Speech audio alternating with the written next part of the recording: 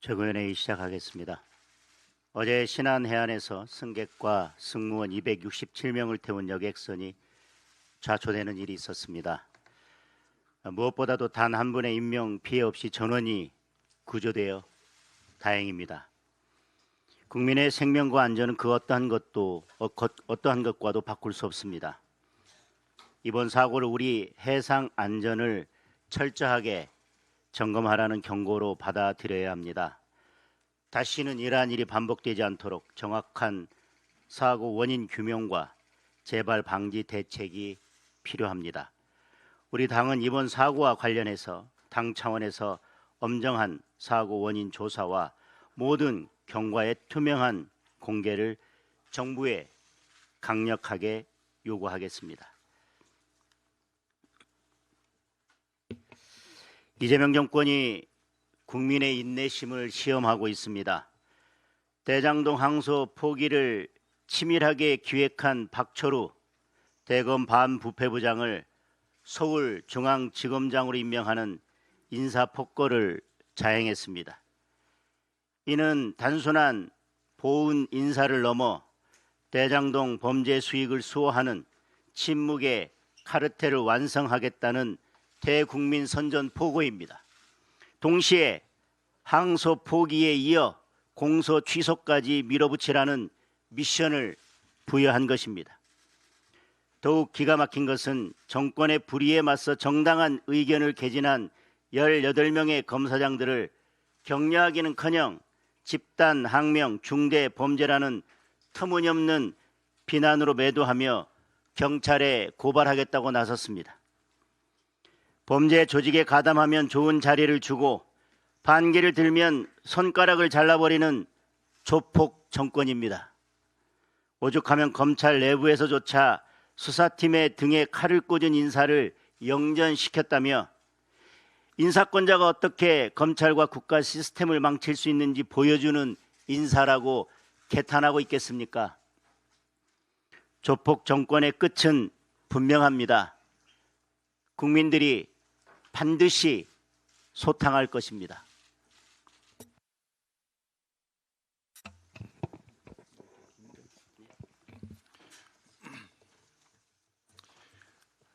대장동 범죄자 일당을 비호하기 위한 이재명 정권의 몸부림이 점입가경입니다. 더불어민주당은 대장동 일당들의 범죄 수익이 7,800억 원이 아니라 1,120억 원이라고 우기면서 대장동 범죄자들의 수호천사를 자처하고 나섰습니다.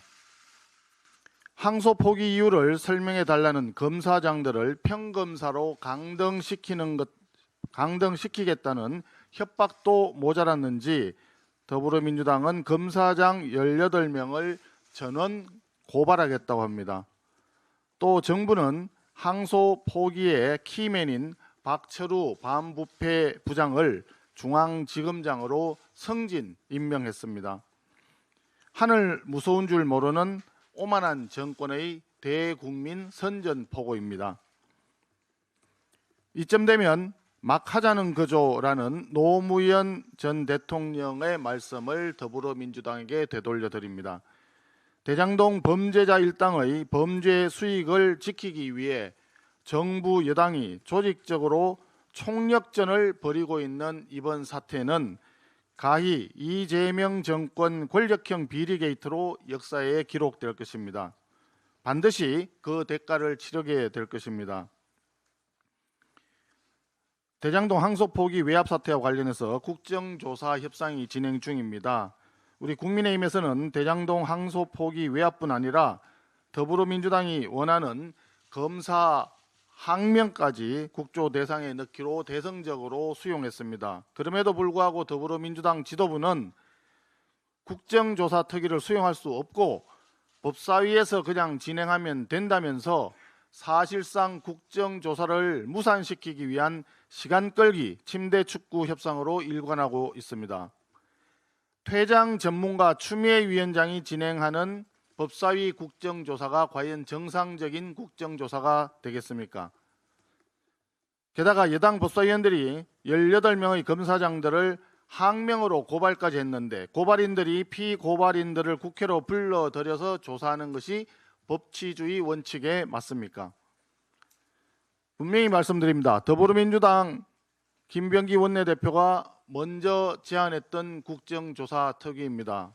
말 돌리지 말고 꼼수 부리지 말고 즉각 국정조사 특위 구성을 수용하기 바랍니다. 론스타 관련입니다. 20년 넘게 이어온 대한민국 정부와 론스타의 악연이 우리 정부의 성소로 마무리되었습니다. 환영합니다. 무엇보다 그동안 4천억여 원의 국익을 지키기 위해 최선을 다해 주신 모든 공직자분들께 감사의 말씀을 전합니다. 다만 정부 여당 고위 인사들이 이를 두고 이재명 정부의 외교 성과라고 자화자찬하는 모습은 황당함을 넘어 철없다는 생각이 듭니다. 2022년 패소 당시 기다렸다는 듯이 한덕수 총리, 추경호 부총리 등 정부 경제라인의 책임론을 선동하며 정쟁화했던 더불어민주당의 이중성을 굳이 지적하고 싶지는 않습니다. 항소 결정을 하니 승소 가능성이 제로이고 국고만 축낸다는 식으로 막무가내식 비난을 퍼부었던 사람이 현재 대통령실 고위 공직자로 있는 황당한 인사에 대해서도 더 이상 얘기하고 싶지 않습니다. 하지만 국정을 책임지는 정부 여당이라면 국정의 연속성이라는 말의 의미를 보다 무겁게 받아들여야 합니다. 론스타 문제는 여야 진영의 문제가 아닌 국익의 문제입니다.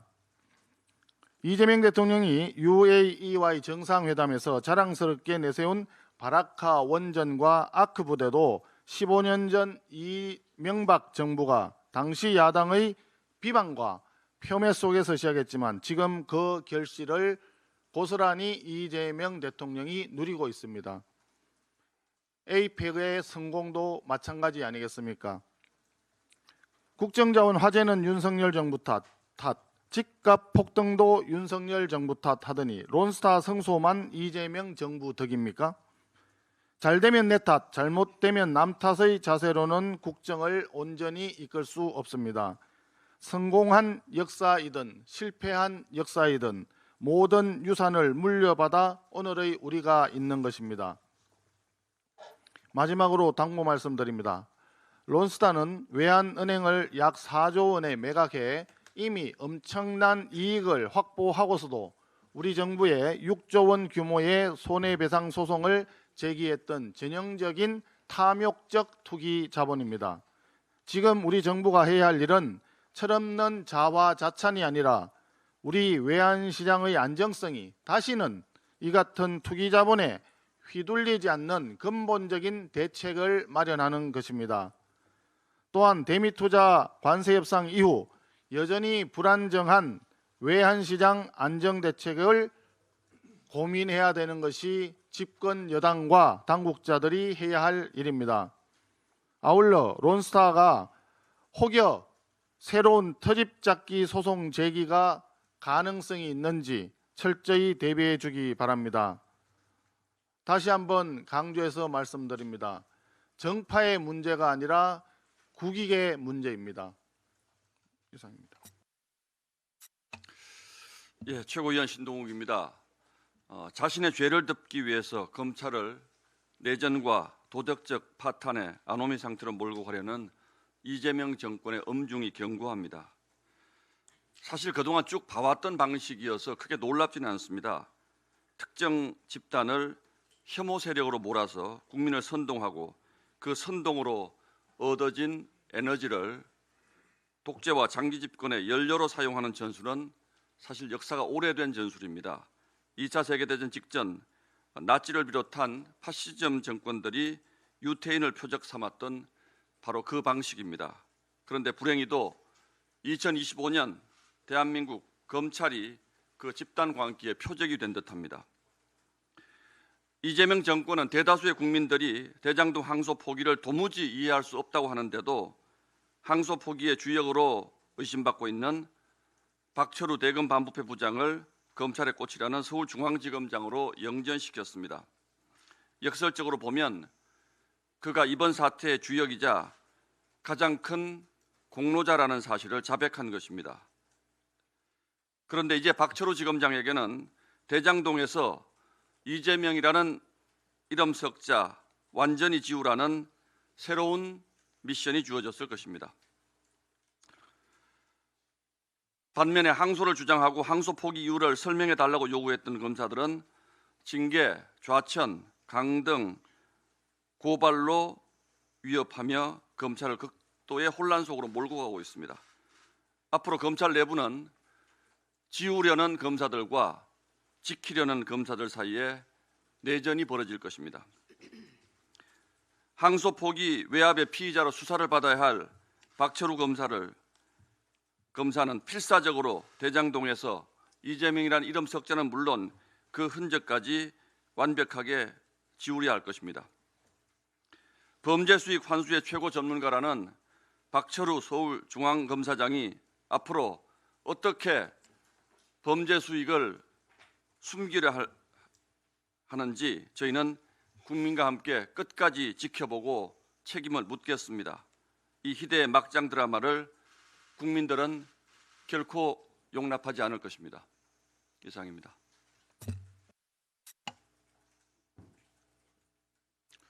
안녕하세요. 최고위원 김민수입니다. 오늘은 우리 당 송원석 원내대표, 나경원 국회의원 등 27명에 대한 패스트트랙 사건 1심 선고가 있는 날입니다. 패스트트랙 사건은 무도했던 문재인 정권이 공수처법과 공직선거법 개정안 등 악법을 강압하고 강행하는 과정에서 발생했던 다수 여당과 소수 야당 간의 정치적 충돌이었습니다. 여당의 악법 폭주를 막아내기 위한 힘없는 야당의 당연하고 처절했던 정치적 저항까지 형사처벌하겠다는 나라, 그것이 독재국가입니다. 그것이 이재명의 대한민국입니다. 법원은 국회 자율성을 보장하길 바랍니다. 대한민국이 백척간두에 섰습니다. 대한민국을 지킬 수 있는 길, 부디 공정한 판단을 촉구합니다. 국익과 국민을 지키기 위한 야당의 최소한 정치적 저항마저 억압하고 짓누른다면 이재명 정권 역시 그 수명을 다하지 못할 것입니다. 2022년 6월 이재명이 개항을에 당선되었습니다. 이재명 지지자들이 이재명의 첫 등원을 응원하는 화환이 국회 제1문에 들어선 적이 있습니다. 기자님들 뒤에 있는 모니터를 잠시 확인해 주시기 바랍니다. 금쪽 같은 내 새끼 이재명 건들면 출동한다. 당시 화환에 적힌 문구들이었습니다. 지난주 장동혁 대표와 지도부를 응원하는 지지자들의 화환 배송 릴레이가 이어졌습니다. 국민의힘 당사로 배송되던 화환이 그 수용 한계를 넘으면서 이후부터는 국회 제1문으로 화환이 배송되었습니다. 하지만 수많은 꽃배달 업체들은 국회 저지에 막혀 국회 제1문에 화환을 세워보지도 못한 채 발걸음을 돌려야 했습니다. 이재명을 응원하는 화환은 되고 장동혁을 응원하는 화환은 안 되는 것입니까? 대한민국 이젠 보수 지지자들의 표현은 막히고 제한됩니까? 대한민국에서 허용되는 자유가 정치 성향에 따라 차별받고 있습니다. 이재명 정권 특정 국가를 비판하면 5년 이하 징역을 운운합니다. 이재명 정권 정치 현수막도 금지하겠다고 합니다.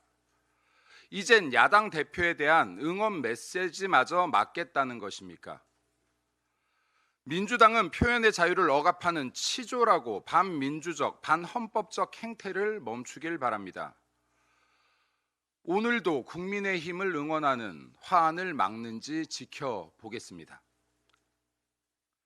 국민의 표현을, 입을 계속해서 막는다면 이재명 정권 역시 그 수명을 다하지 못할 것입니다. 이재명 재판 속개합시다. 이상입니다.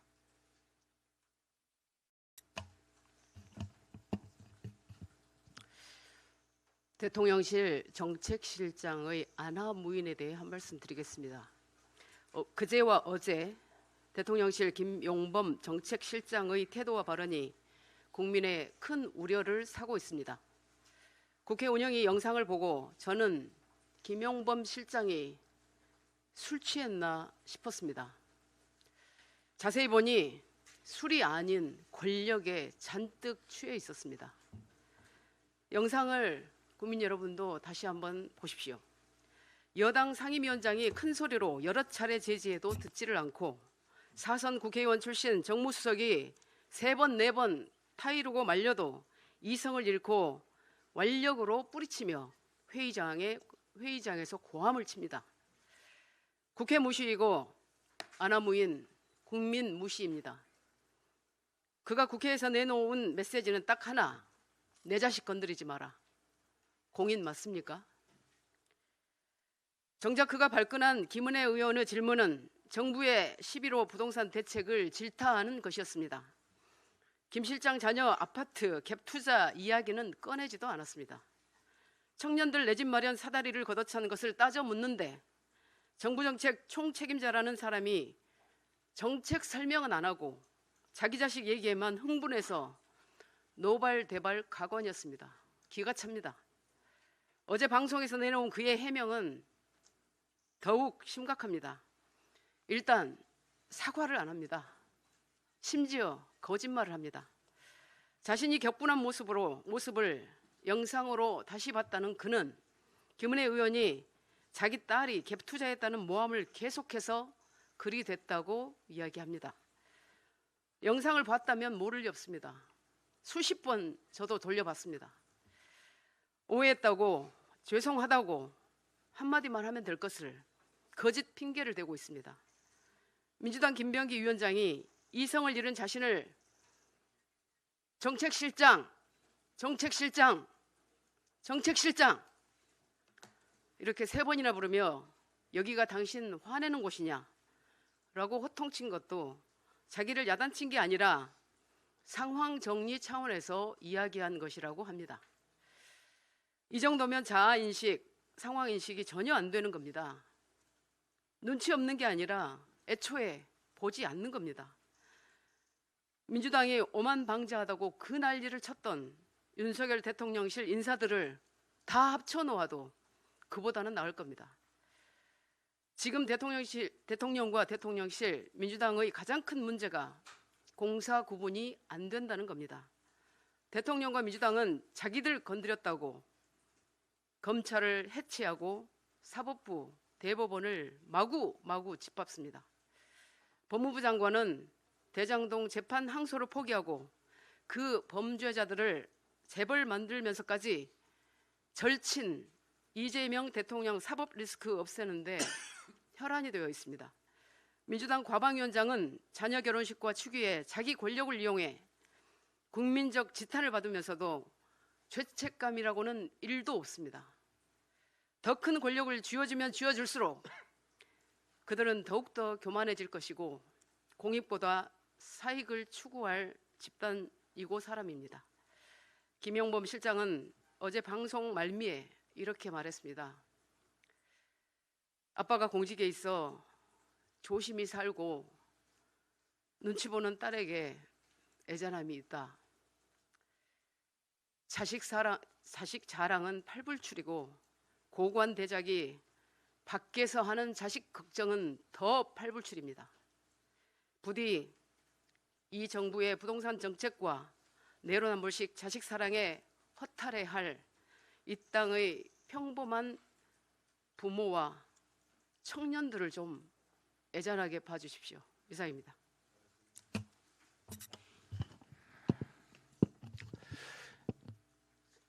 서영교 의원과 관련된 문제에 대해서 말씀드리겠습니다.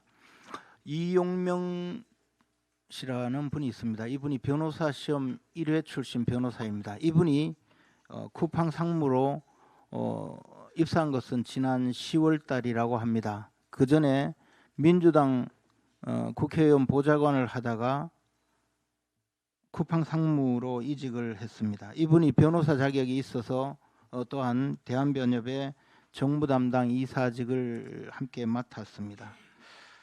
이용명 쿠팡 상무가 민주당 보좌관을 지낼 때 그 사람은 바로 김병기 원내대표의 보좌관이었습니다. 김병기 원내대표의 보좌관을 하다가 쿠팡 상무로 이직을 했고 쿠팡 상무이면서 대한변협 정부 담당 이사를 지냈고 그분이 바로 서영교 의원과 함께 변협 김종욱 대한변협 회장이 오찬하는 자리에 나타난 것입니다. 그 이틀 전에 상설특검의 추천이 있었습니다. 상설특검 추천은 추천위원회에서 추천을 하는데 법무차관, 대한변협 회장, 그리고 법원행정처 차장, 그리고 민주당에서 2명 추천, 그리고 그 외 정당에서 2명을 추천해서 7명이 특검 추천위원회를 구성하고 그 7명이 특별검사 후보를 2명 추천해서 대통령이 임명하는 구조입니다.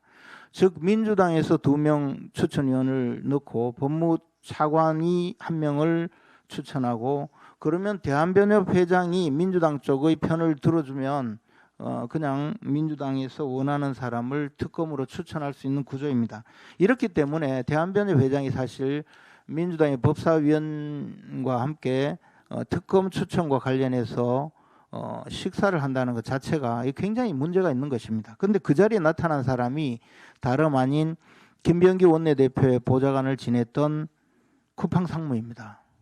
그래서 이것은 양쪽에 다 문제가 있기 때문에 언론에서 문제 제기를 하고 그것이 김병기 원내대표에서 여러 가지 경로를 통해서 보고가 된 것으로 보여집니다.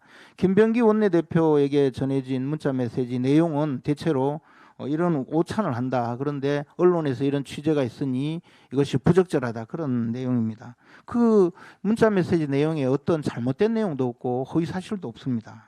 그런데 서영교 의원이 이렇게 답을 합니다. 물론 뭐 자기 변명하는 것은 뭐 그렇다 치고 이 문자 메시지와 이번 보도가 공작이라고 주장을 합니다. 공작이자 함정이다. 그리고 KBS와 공작 문자를 작성 유포한 자 이와 연관된 자들을 철저히 찾아 법적 조치를 하겠다라고 했습니다. 제가 아무리 봐도 그 내용에 잘못이 없는데 무슨 법적 조치를 하겠다는 것인지 모르겠습니다. 무슨 공작을 했다는 것인지 모르겠습니다. 문자를 돌린 작자를 끝까지 추적해서 처벌할 것이다. 이 작자는 윤석열 정권의 비호자일 것이다 했습니다. 윤석열 정권의 비호자라고 하면 저 같은 사람이 문자를 보냈다는 건데 뭐 저는 보낸 적이 없습니다. 제가 보기에는 이것은 여당 내에서 김병기 원내대표와 김병기 원내대표의 보좌관을 지낸 이용명 이사 그리고 그의 동선을 잘 알고 있는 김병기 원내대표의 보좌진이거나 또는 그와 관련된 사람이 이 서영교 의원의 부적절한 행위를 보고한 것에 지나지 않는데 그것을 공작이라 하면 그것은 뭐 맞을 수도 있습니다. 서영교 의원이 서울 시장 선거에 나가겠다고 저렇게 큰 소리를 내고 있는데 아마 당내에서 기가 막히게 생각하는 분들이 사전에 정지 작업을 하려고 뭐 그런 공작을 하는지는 모르겠습니다. 그런데 그것이 윤석열 정권의 비호자라는 말은 함부로 하지 마십시오. 그건 당신들끼리의 피 튀기는 모략이자 공작이지 우리와 아무 관계가 없습니다. 특히 저 같은 윤석열 정권의 비호자하고는 아무 관계가 없습니다. 서영교 의원은 함부로 공작이니 운운할 것이 아니라 스스로의 처지를 돌아보고 당내에서 당신을 누가 몰아내려고 하는지 그것을 돌이켜보기 바랍니다. 정연 최고위원 우재준입니다. 지금 국회에서는 2026년도 예산안을 확정짓기 위한 예산결산특별위원회가 진행 중입니다. 그러나 이재명 정부와 민주당이 주장하는 예산안을 보면 이 정권이 누구를 위해 일하고 있는지 심각한 우려가 듭니다. 이 정부는 약자를 보호하는 데는 인색하고 자기 편이 요구하면 수백억 원도 가볍게 내어주는 완전히 거꾸로 된 우선순위를 선택하고 있습니다. 지난 17일 기후노동위원회에서는 취약 노동자 지원 사업의 일환으로 민주노총의 임차 보증금과 한국노총의 시설비를 지원하는 예산이 각 55억씩 총 110억 원으로 통과되었습니다. 두 단체 모두 정권 교체에 가장 앞장섰습니다. 명백한 대가성 예산입니다. 2024년 기준 회계 공시하고 있는 민주노총 소속 노조의 총 수익금은 3,436억 원에 달합니다. 회계 공시에 참여하지 않은 금속 노조의 수익금까지 고려하면 민주노총의 수입은 연간 4천억 원이 넘을 것으로 추정됩니다. 막대한 재정 규모와 사회적 영향력을 가진 민간 단체에 110억 원이라는 거액이 지원되는 동안 상대적으로 열악한 환경에서 노동자의 권익을 위해 싸우고 있는 제3노조, 미가맹 노조에는 경쟁 자격조차 주어지지 않았습니다. 심지어 이재명 정부는 내년 전세 및 주택 구매에 활용되는 디딤돌 버팀목 대출 예산을 3조 7천억 원이나 삭감했습니다. 민노총의 월세 부담을 줄여주기 위해 계산기를 두들기는 동안 잘못된 부동산 정책으로 인해 월세로 밀려나고 있는 청년의 존재는 잊은 것입니까?